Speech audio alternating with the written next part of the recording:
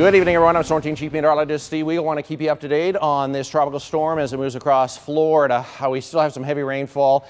Tornado threat continues into the overnight hours, and the back edge of this for us will be after midnight, likely between 1 and 3 in the morning. There's a little center trying to get going right here off the coast of Fort Myers, and this is the back edge of the wet weather and the gusty winds and the tornado threat. When we've had some reports of tornado damage, Boynton Beach in particular, and we've had many videos and photos come in of funnel clouds and several that appear to be touching the ground. So this is a situation where we're just have ideal conditions for additional tornadoes to form through the evening. There's a look at our viewing area, and you can see that it's one band after another sweeping across South Florida.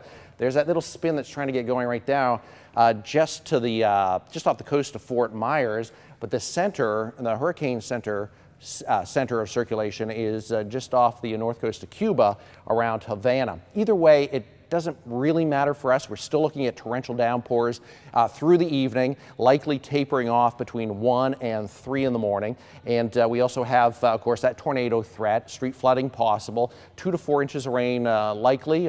Some localized spots could see upwards of 6, and that means street flooding. We could see some areas that get some significant flooding with training storms working through.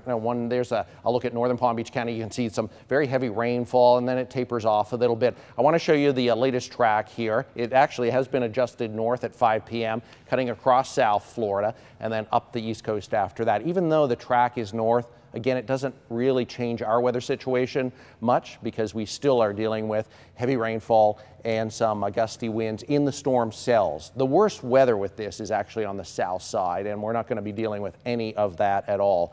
I know we have James Wieland out and about. We're going to check in with him through the evening, and he's with our new Weather Pilot 5 tracking the storms across South Florida.